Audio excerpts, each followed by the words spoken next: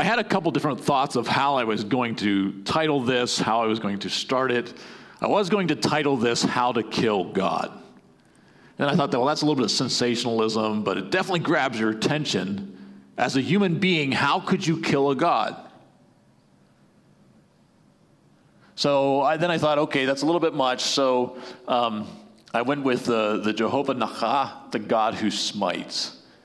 And that's kind of the phrase here. But have you ever thought about the most powerful thing used by mankind? What is, if we had to kill a God, what's the most powerful thing that we have at our disposal to kill God?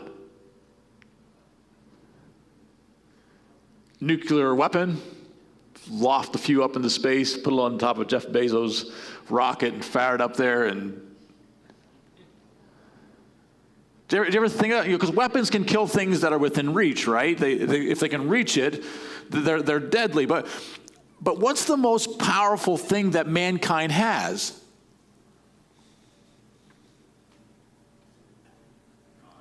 God. What? Faith?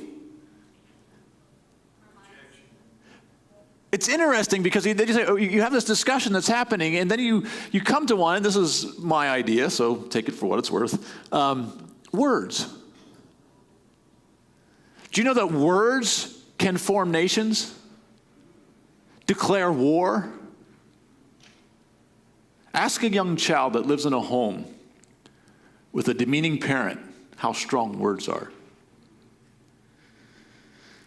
Words are the most powerful thing that man has. It's what we live by. It's the only thing that we can communicate back and forth together. And God said, let there be. And there was. You want to talk powerful words that created universes, created worlds, and formed mountains and valleys and filled rivers and oceans, and the Word was. And that it was. John writes, in the beginning was the Word, and the Word was with God, and the Word was God. Words, wow, these things are so powerful. And often I find myself when I pick up the text and begin to reading, I know English well enough that these words are normal, almost boring. It doesn't carry the impact. You don't uncover something new and say, well, what animal is that? I don't know that animal. And somebody comes up to you and say, well, that's a koala bear or an armadillo. And you're like, oh, it's a new animal, something new. But we read this and it's words. Now we struggle over names and things like that in here, but we read the context and it makes sense. God so loved the world that he gave. Pretty easy to understand. But as a student, it's hard for us to sit down and to study this and get excited about words. Just is. But one of the things that I want us to do this morning is to look at a method of studying the text. And I wanted to start with this verse. I was going to start with another one, but I decided to start here to give us the foundation. This is out of Exodus chapter 2. And this is what got me on this thought. This is the story of Moses and the Egyptian. Moses is out there. He looks all around. He sees this Egyptian hitting something with this Hebrew. And Moses sees that no one's watching, and he slew the Egyptian. And we read that. What does that mean? Somebody. He killed him. Pretty plain. Now, in the King James, you look at slew and go, well, I better look that one up because that is a little bit unique. But what's this depth that we can do? So we're going to dive in and try to understand these words. And I'm going to explain how we normally study, or how I normally study the text, is what they usually use the phrase pardes. It's the Jewish way of studying the text. And there's 4 key levels in the text that they study. The first one is the P. It's Peshat. It's the simple. So we read the verse, Moses slew the Egyptian. We go, killed him. Pretty easy. Anybody can understand it. We also need to realize that in the text, the simple will always be right. You read the text, anybody can read this and understand it. If you think that I would preach that, no, you need to understand the Hebrew to be able to understand the Bible, no, you can read this and understand it. That's not what I'm getting at, but there's levels to this. There's depth to it. So the Peshat means the simple. The R is the remez. Now this is a newer way that they've explained studying the text. Remez you couldn't find in first century literature at all, but the word allusion does show up. And remez means hint. So in the text, when you're studying it, sometimes there's hints in it. So one of the ones that I find really easy to grasp is Christ is walking to Jerusalem through Jericho. And he meets Zacchaeus. And in his interactions with Zacchaeus, Christ says, this is Luke 19, that for the Son of Man came to seek and save the lost. What's the simple? He's coming to save the lost. What's the next level down, remez? So Christ in his teaching, and almost everything that he teaches, is referencing something else. So our job as students is to say, why does he say Son of Man, and why does he say to seek and to save the lost? He's not just putting words together. Think master, teacher. So this background for that phrase is Ezekiel Chapter 34. So God in Ezekiel 34 is very angry with the Israelites because the shepherds, the leaders of Israel, were leading them astray and have scattered the sheep. So Christ, by using that phrase, because it says that God, in Ezekiel chapter 34, would go find, seek, and save the lost sheep of Israel. God himself. Now, back up. Christ has scribes around him. He has Zacchaeus. He has his disciples. And he says, for the Son of Man is come to seek and to save that which is lost. What did he just say? I'm God. What did the Sadducees and the Pharisees hear? You scattered the sheep. What did Zacchaeus hear? I can be saved.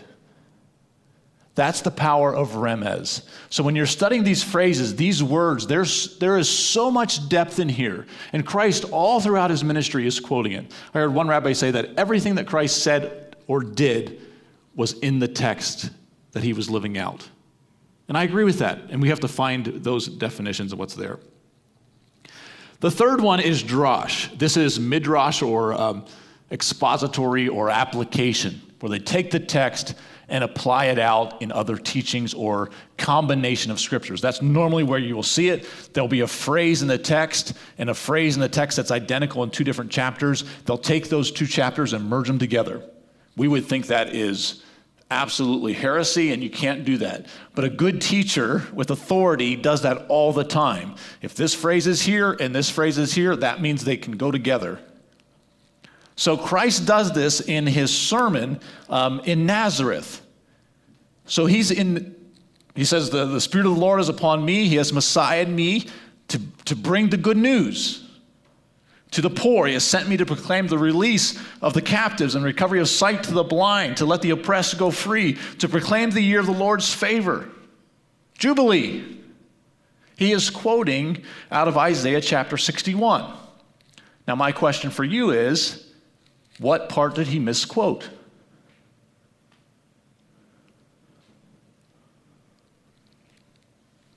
Did you know that he edited Isaiah? Left something out? Words matter. We read through it and go, that's awesome, man. He's the Messiah. Let me read to you what Isaiah says. The Spirit of the Lord is upon me because he has anointed me to bring good news to the poor. He has sent me to proclaim release to the captives and recovery of sight to the blind. Let the oppressed go free, to proclaim the year of the Lord's favor, and to declare the day of vengeance on his people. This is not about vengeance. This is about seeking and saving the lost. Now, if you're in that audience, you know Isaiah. He's reading out of the scroll, and he skips a part of a verse. Now what? The final one here is the sod, S-O-D. That's the hidden and the secret. We're going to be studying the first two a little bit today, but I just want you to put there where there's multiple depths in there. The sod normally means where you grab the root of the word. Like we're not going to go that deep on the word Nakah this morning, but you can actually go down and take the root of that word and then begin to study the root of the word and find the hidden meanings. I call it the wheel, where all the root is in the middle and you have these spokes going out that give you the full definition of what that word is. I'm not going to go there this morning, but I just want you to see what that is. So now going back here to the story of Moses, he sees the Egyptian and he slew Nakah, the Egyptian. What's this word? And why does it matter? So this word is used 501 times in the Old Testament. It is used everywhere. It's translated normally to, so the meaning is like to smite, to kill, to slay, attack, destroy, conquer, ravage, chastise, punish, wound. The King James, the English versions have many different words that's used. This is the problem with the English language. The English language is a definition-based language. It's very exhaustive. We've got variations of words. We've become artsmiths of words where you can easily define how angry a person is. We throw a couple adjectives in there and we can precisely say exactly what we want. The Hebrew is not that way. It's a poor language. There's not as many words. So this word gets translated a whole bunch of ways into English. So translations are attack, beat down, cast down, beaten, conquered, drove, kill, overthrown, ruined, slapped, slaughter, slew, smite, smote, strike, struck, take, thrust, wounded. So when you're studying this, you're like, okay, what in the world is going on here? And we overlook the words. So like I'm saying, this is the next layer down that we want to get to. So let's start with the first story in the text where this word shows up. It's a story of two brothers. See? Story of two brothers. One's a farmer, one's a shepherd. Thank you. And they're just living in a world that's new. Their parents just got kicked out of their home. And I don't know about you, but sitting around the dinner table discussing this action of God and was it valid or not is probably happening. If God shows up and kicks you out of your home, you may have a discussion and say, God, was that the right thing to do? Come on now. I mean, how would you feel? Kicked out of the very thing where God put you in that. And this idea of justice, injustice, who's in control, what's happening. And now is the time to do the sacrifice. We know the story of Cain and Abel. Cain brings, as a farmer, the best of his produce, or at least the produce, it doesn't say best, but of his garden. Abel brings the best of his sheep. God accepts one, doesn't the other. And now Cain is dealing with this question again of, well, what? Come on now. Do you realize how hard it is to have a garden? You all that have gardens. Is it easier to walk around with sheep or to garden? And you're sitting there toiling away, and you look over and your brother's out under a tree sleeping, and the sheep are just out there chewing the cud. Every day, all day long. And you're toiling in the soil. This is hard, hard work. And now the sacrifice is there, and you have labored intently, brought it to God, and God says, I like your brothers better. What is going through your mind? Justice. Is this just or not? So Cain becomes very angry and his face is downcast. Now, this is what I love about God. Justice with God is not without mercy. His mercy and grace will be exhausted before justice happens. So Cain is sitting there going, God, what are you doing here? And God shows up and says, Cain, why are you angry? Why is your face downcast? If you do what is right, won't you be accepted? But if you don't do it right, sin is now crouching at your door. Watch out, Cain. Now, notice the next verse. Now, Cain said to his brother Abel, let's go out in the field. And while they're in the field, Cain attacked his brother Abel and killed him. Now, we see this idea of the word killed again. Slew. Question comes up, is this the same word? It's not. It's a simple murder. No, it's not simple, but it's the generic word that's used for he murdered him. It's not the depth yet we see with this. But then it goes on. Now the Lord said, what have you done? Listen, your brother's blood cries out for me from the ground. Now you are under a curse and driven from the ground. You will be a restless wanderer on the earth. It's not going to yield its crops anymore. Now tell a farmer that. By the way, you plant, it's not going to come up. Cain said to the Lord, my punishment is more than I can bear. Today you're driving me from the land. Remember, you drove my parents out of the garden. You didn't accept my sacrifice. Now you're driving me out of the land, and now what I plant's not going to grow? You want to talk about injustice? Come on now. What are you doing? And I'm going to be a restless wanderer on the earth. Whoever finds me is going to kill me. And he uses the same word. I killed Abel. Someone's going to find me. They're going to kill me too. Now listen to what God's reply is. But the Lord said to him, not so. Anyone who kills Cain, Nakah, the word that we're trying to find, the slew, anyone who kills Cain, slew Cain, will suffer vengeance 7 times over, perfect vengeance, as much vengeance as possible. Then the Lord put a mark on Cain so that no one who found him would Nakah Cain. Wait a minute here. So this word slew, Nakah, from the very first shows that God is the one that controls justice, vengeance.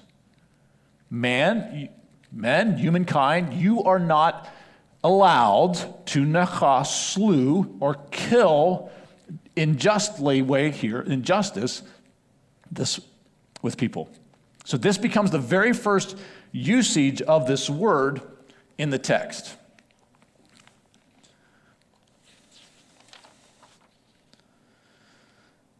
In Genesis chapter 4, it's interesting because it picks up with Adam and Eve and said they had another child, Seth, because Cain, Nakah, slew Abel. So from the beginning, we see in the text, God is in control of justice. He is the one that smites or slew. That word is always directed to God. And the first instance is someone killed the shepherd. First murder. Romans 12 says, dearly beloved, avenge not yourself, but rather give place unto wrath, for it is written, vengeance is mine, I will repay, say the Lord. Vengeance is God's, not man. Let's move forward to Genesis chapter 6. In this story, we have the picture of Noah. All the people are evil all the time. God is now at the end of grace and mercy. And justice is getting ready to be served. But in this, he finds Noah. And Noah found grace in God's eyes. Tells him, build a boat, preach the word, gather your family. God saves Noah. He does. Wipes out humankind. Noah's saved. Finally, they have dry ground. The boat lands. They come out. They put together an altar, make a sacrifice on it. And this verse picks up and says, now there's a sweet-smelling savor lifted up to God.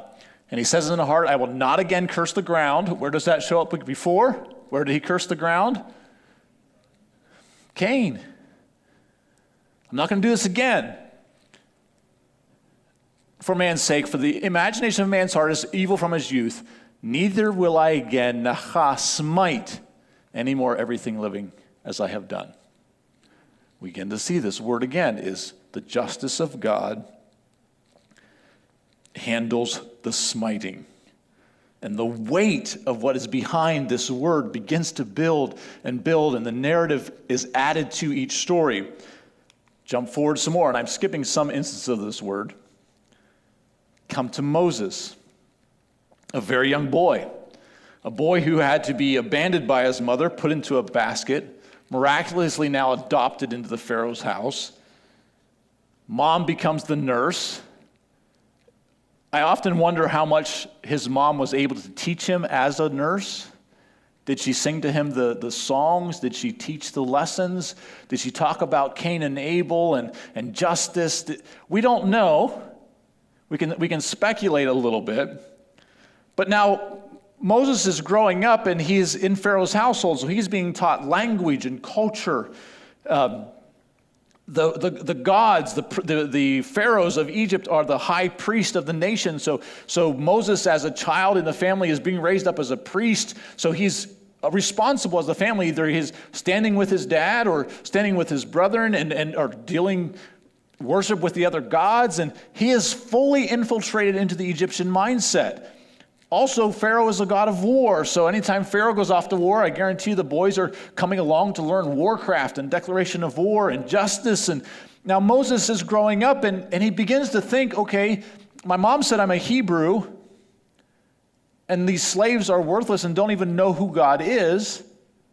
And I also have Pharaoh, who is a god and is god of war and justice, and he's weighing these decisions and trying to understand what's happening. And we don't know what age he is. Some people say he's 40 years old. Some people say he's 25. That's not really the point. But he's a man.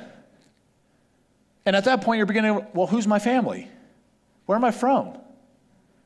And you see the violence of these Hebrews happening day after day, and you see your dad's the one that's doing it, and you're just conflicted and thinking, justice, what's just?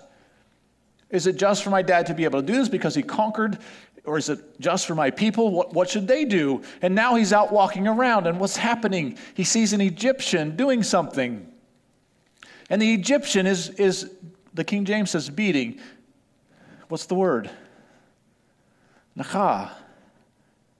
The Egyptian is doing justice. Now, is he going, wait a minute, my mom said that in Cain and Abel, God wasn't happy about this. So he's probably contemplating, I don't know, but he sees the Egyptian, he's beating up it's his tribe. What do I do? So he begins to look both ways and doesn't see anybody and go, okay, no one's around, I can. And he killed the Egyptian. Now, is this Cain killing Abel, just murder?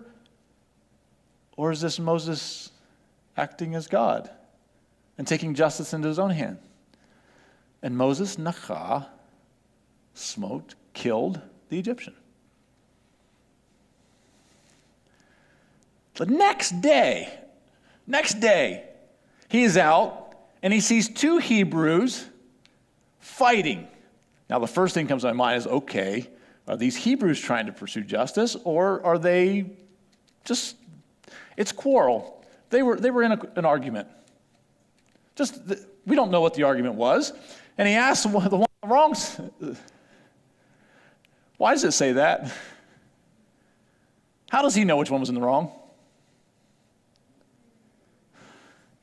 He asked him, why are you hitting your fellow Hebrew? Why are you doing this?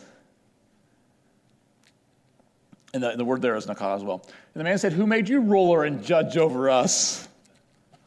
So the question, he says, why are you Nakah, your fellow Hebrew? Sorry, my mic is abandoning me. And as soon as he said Nakah, they're going, wait a minute here. Whoa, we're just arguing. That's not what we're doing. Are you thinking of killing Nakah us as you Nakah the Egyptian? Are you now trying to be God? Are you going to act as a Pharaoh or not? And then Moses was afraid and thought, what I did must have become known. And he begins to fear for his life. And when Pharaoh heard of this, he tried to kill Moses. Just murder. You would think it would be Nakah. It's not. Just he's trying to murder him. And now he flees. So Moses' whole story begins with justice. This idea of Nakah.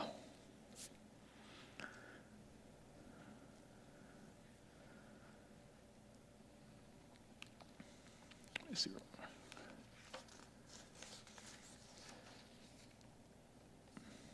Now we take forward, Moses is now in the backside of the desert 40 years. God tells him to go save his people, look about the justice and grace of God. I don't have time to go through this word smite and the meat of that, because all throughout the Exodus story, God smites the Egyptians with plague after plague. Moses grabs a stick, smites the Red Sea, and it turns to blood.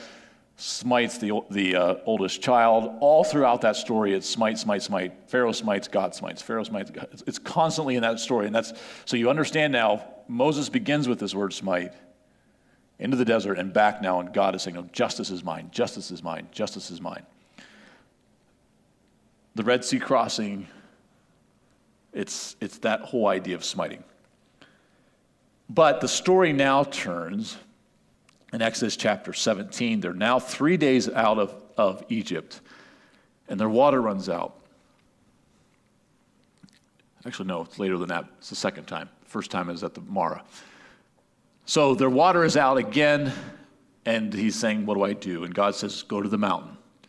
This mountain's not the normal mountain. This is the mountain of God. So anytime you see the mountain of God, it's where God dwells. It's the dwelling place of God, and it literally says, go to the face of the mountain. And in picture, it's God himself is sitting there, and he says, okay, your people are grumbling and complaining. Let me take this one. Go to the rock, the face of the mountain of God, and smite it. I'll take this one. If you want to see a precursor of Christ, I'll take this one. Now, what is Moses thinking? Justice of God, and he's asking me to smite him. I think he's hesitant. What do I do? It says that he got all the people together and in front of all the elders. Now, I don't know if that's a man going, okay, God, I need backup. All you good people, help me out. You stand right behind me. If God's going to do anything here, we're going to do this together. Instead of great martyrs die alone, he's like, nope, we're all going to go together. And he does it in front of all the people. And he smites the rock, and out of the rock, water comes.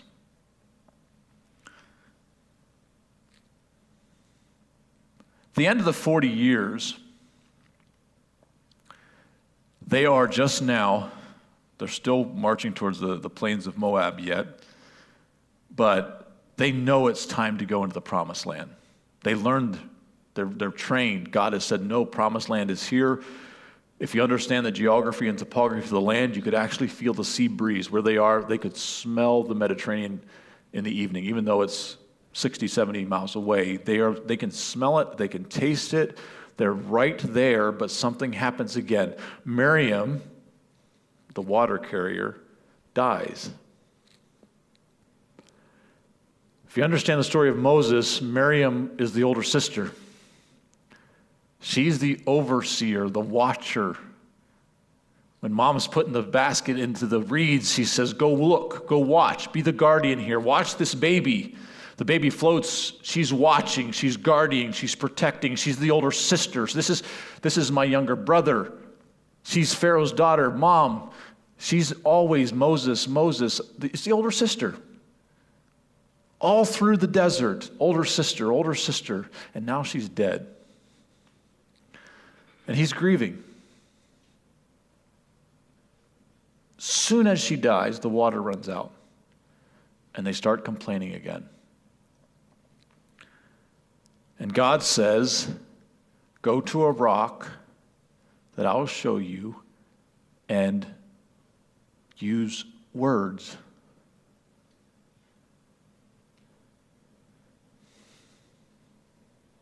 Proverbs says the words of a man's mouth are deep waters. The wellspring of wisdom is a flowing brook. Use words. I said I led you by word through the desert. I didn't beat you. I led you by word. But Moses in grief, the people are complaining. What? He's indignant. He's angry. He's struggling. And all through your life, you're going to realize at the lowest points, justice will be at the forefront. I demand justice. This is wrong. I've been violated. I've been hurt. Justice, justice. Are you going to speak words of water? Out of you shall flow streams of living water. But he's in grief. Sorry, it's so small. Exodus 17.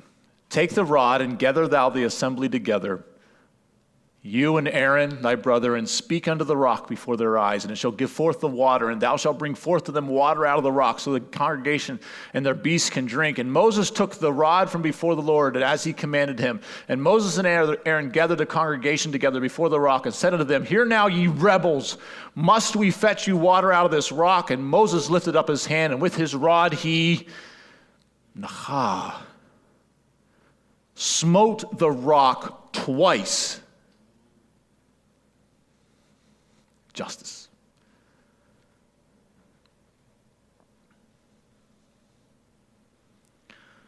I think God's response, it breaks my heart. Moses, Aaron, because you believe not, I can't let you in. Now, it says that Moses died and his strength did not waver, and God buried him. He's in the faith chapter. Bless God, his grace and justice can go together. But how often in our time we say, no, God, justice must be served. And we grab our signs, we grab our social media and say, no, justice has to be served. That's wrong. This is right. Therefore, I must put them in their place. Nakah. And God says, no, no, no, vengeance is mine. I will repay. You mean I got to love evil into the kingdom? Do you mean I turn the other cheek? Do you mean the kingdom doesn't come by sword? He says, vengeance is mine. Justice is mine.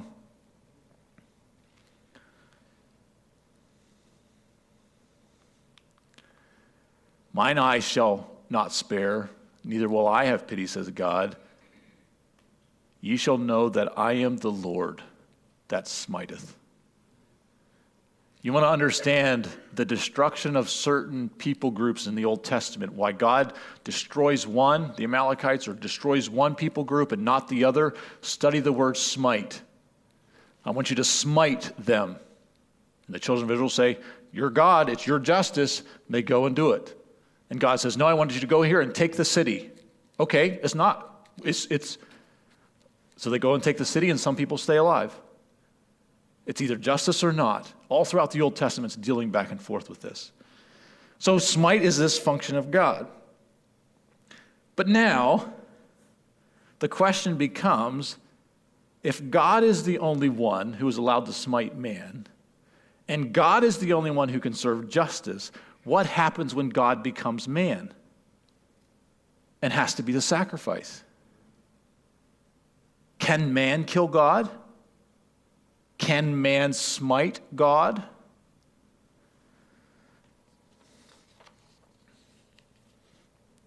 Can we be Cain and kill shepherd Abel? Can we be Moses and smite the face of God? So now, jump forward to the story of Christ. He is with his disciples in the last week, and they're discussing, is it now that the kingdom will come? Is it now that the kingdom will come? And he's saying, wait here, guys. And he says, then he tells them, this very night, you will all fall away on account of me, for it's written, I will... Whoa. You're going to smite, justice, vengeance is going... But you said you're the shepherd of the sheep. Anyone that goes through you, wait a minute here. How can you strike yourself? How is this going to take place? And now the sheep are going to be scattered. Now imagine the disciples standing there, and they see the temple guards walking down off the Temple Mount, down through the Kidron Valley, into the Mount of Olives. And Peter's standing there, understanding. He said, well, Christ said that tonight that the shepherd's going to be, God's going to have vengeance and smite the shepherd, and these temple guards are coming, and why isn't this guy doing anything? We know he just told him we have two knives with us, 2 swords with us, and is it now? Are we going to fight? Is justice going to be done now? We just walked on last week coming through the Mount of Olives. We were all saying, Hosanna, Hosanna, God save us, God have justice, save our. Is now the land going to be back to ours? Are you going to kill these Romans? Is it now that justice is going to be done? The guard grabs Christ. Peter grabs his sword, and what's the word? Christ is, Peter, got it wrong. We don't smite, God does.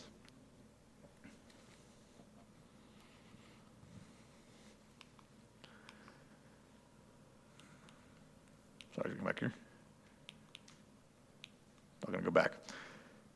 We see that he beholds the city and says, if you had known this day what would bring you peace. And he weeps over them. Isaiah writes it this way: surely he hath borne our griefs, carried our sorrows, yet we did esteem him. Now, this word esteem is hard for us to grasp because it's not one that we use. But esteem is, other translations in the text do it calculated or designed, or you could read it, we did determine him. Or we devised, we imputed, we executed. We did everything in our power to smite. We calculated it, we formulated the plan, we did everything possible. We yelled, crucify him, crucify him. It was our sins, it was everything that we were doing. And we esteemed him, we put it on him to be stricken. But smitten of God. And God says, vengeance is mine. And God, at the hour, stands there and says, my son. And God, Christ is saying, my God, why have you forsaken me? And we see this moment of story, starting clear back in Genesis chapter 4. Of vengeance is mine, and now God himself lays his life down. Declared smitten by man, we can't kill a God. But God lays down his life freely and says justice will be paid.